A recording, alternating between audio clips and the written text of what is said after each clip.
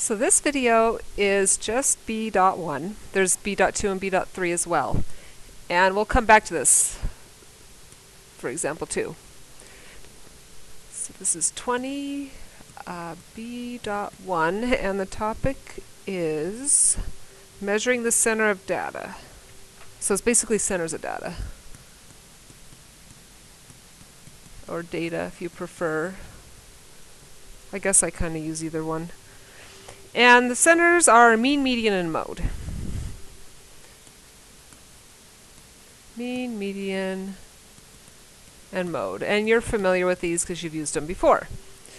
But we still need to talk about them because there are some couple interesting things about them. The mode is the most common. And I'm assuming you probably already know these. Median is the middle number. And the mean is the average. Just in case you forgot. So the mean is, the mean. We'll talk about the mean. There's two different means.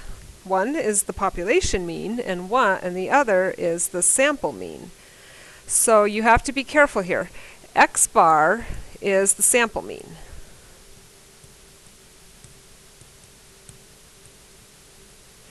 For n data values. So n is the number of data values.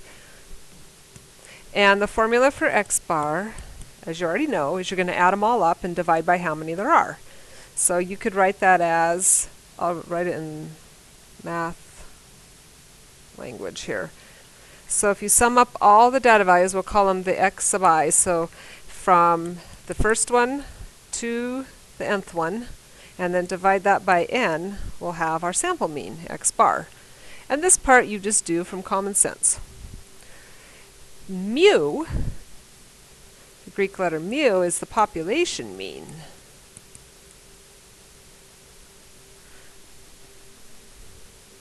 And often, we don't know the population mean exactly. We use x bar to approximate mu. So often, x bar approximates mu, I meant to say.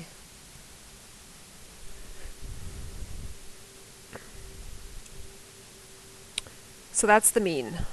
Something you may not have known about the mean. And the median, which you know is the middle. If you have an odd number of data, then the median will be a number. And if there's an even number of data, you have to average the middle two. And you have to list the numbers first, from least to greatest, and then find the median. Well, there's also a little formula, even though I realize you could do this with using common sense and just do it, but there is a formula for the median, and it's going to come in handy, especially when you have a lot of data and you want to figure out which one is going to be the median. So the median is equal to n plus 1 divided by 2. I highly recommend that you write that down and keep that handy. And again, n is the number of data values. So if you don't believe me, we could do a really quick one. Let's just say we had these numbers 10, 11, 11, 12, 14, and 20. Let's say that was our data set. And it's already been listed in order, and I can see that I have an even number of them, so I know that my median is going to be between these two, so it's going to be 11.5. Which is actually, it's like, well, okay. Now let's use this formula. So the median, actually I shouldn't say this is the median, I should say this is the term number. Well, you'll see here in a minute. Anyway, n is 6 plus 1 divided by 2, so that's 7 halves, or 3.5. So it's the 3.5 term.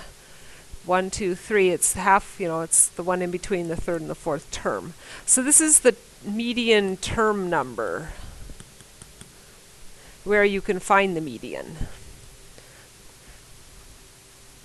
So that was an example of how that works. For a really small set, you're not going to use this formula, but for a big set it's helpful. It's also helpful, well, you'll see. Let's just keep going here. And I'm checking my notes just to make sure I don't leave anything out. Oh yes, the median is resistant to outliers, which is super cool, believe it or not.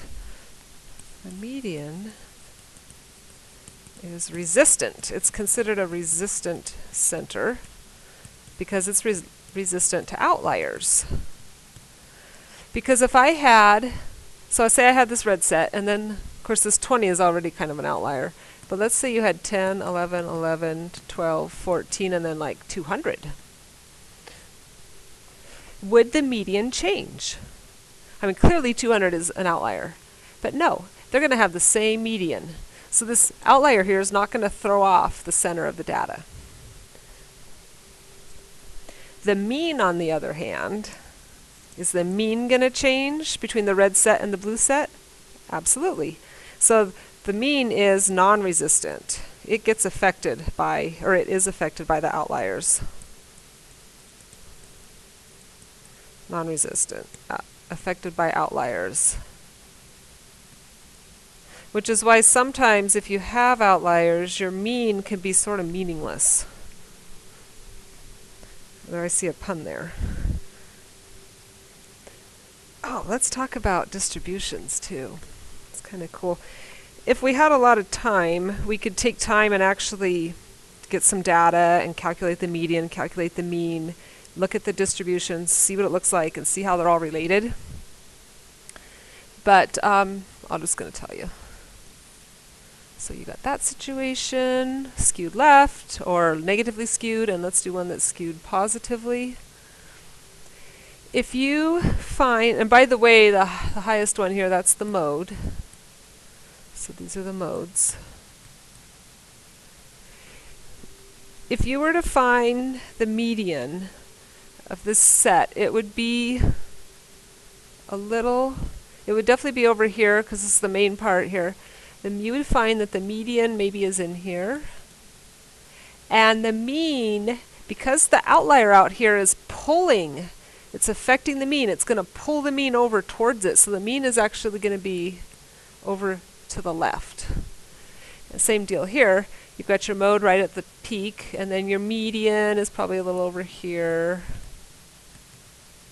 And then this outlier over here is pulling the mean over towards to the right. So the mean is here. So that's how you can remember where the median and the mean are if it's skewed, is the mean is going to be towards the outliers because it gets affected and pulled over by them.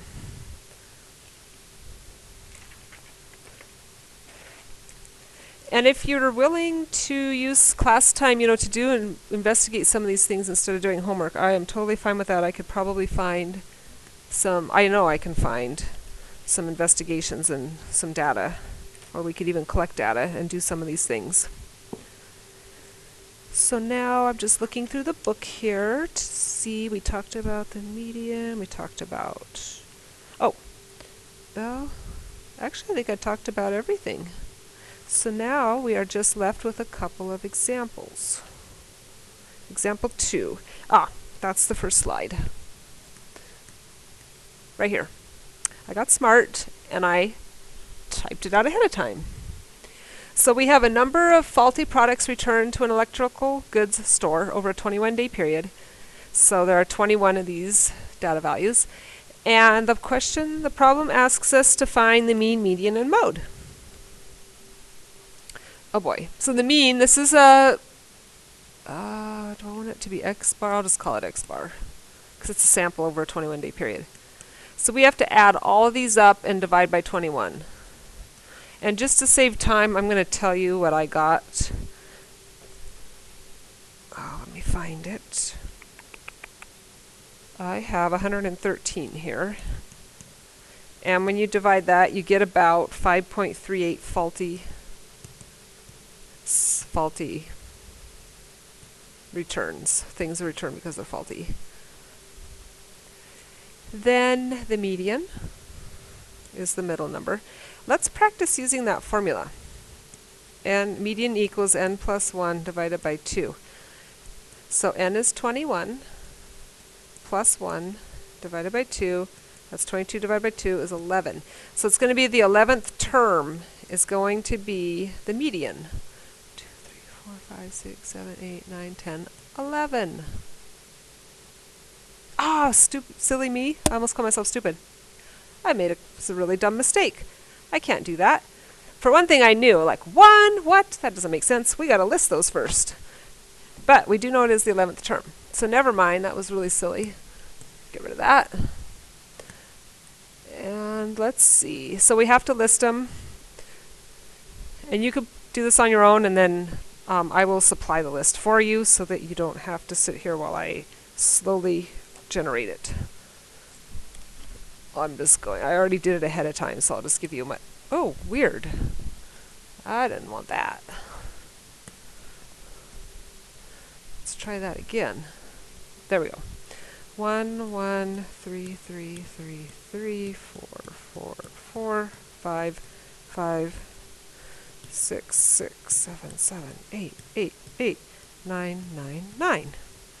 And we already know it's the 11th term. 1, 2, 3, 4, 5, 6, 7, 8, 9, 10, 11. 5 is much better. So that's done. Notice it's kind of close to the mean. So the median is 5. And then the mode, that's actually very easy now that we have that list, because you can see that the 3s occurred the most often, so the mode is 3. And that concludes that problem.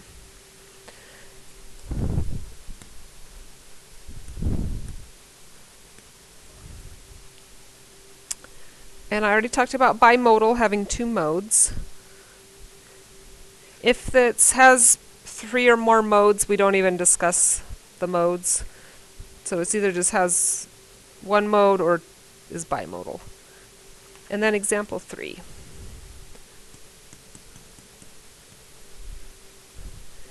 If 6 people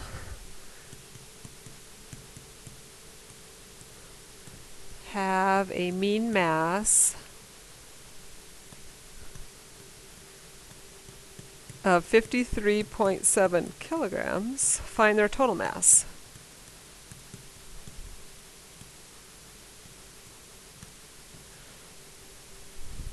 And I actually use this calculation a lot when I'm figuring up the average for a class test, because a lot of times, almost always, there's somebody absent.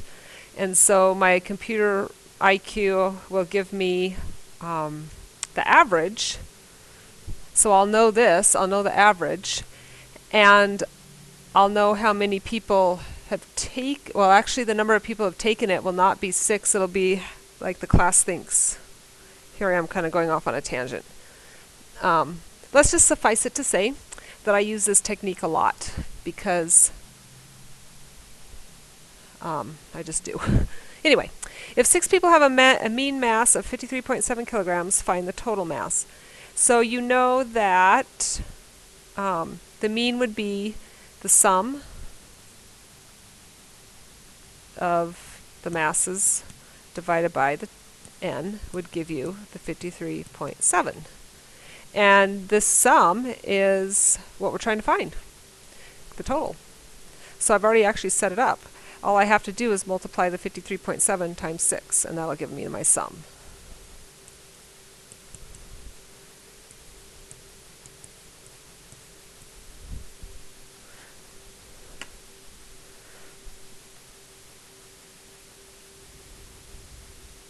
If I think of it, I could show you in class how I use this with my gradebook to calculate the actual average. When the computer is giving me an average for a class that has a bunch of zeros in it because they haven't taken it yet, I have to use this technique. So the total mass was 322.2 kilograms. Oh, by the way, last time I realized on the previous lesson I forgot to label the x-axis on the histogram. So make sure you label things and include units, because that's really important. Oh, and I probably should round this to 3 significant figures as well. And that's going to wrap up B1.